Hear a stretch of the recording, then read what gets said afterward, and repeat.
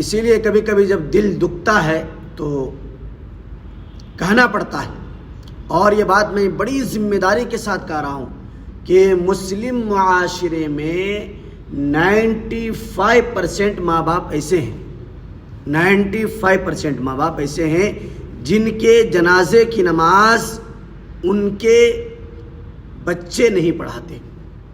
बाप का इंतकाल हो गया, बच्चा जनाजा की नमाज नहीं पढ़ा सकता।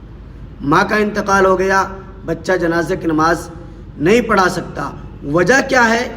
वजह कोई और नहीं, वजह यह है कि माँ बाप ने उन्हें उस लायक नहीं बनाया कि उनके जनाजे की नमाज वो बच्चा पढ़ा सके।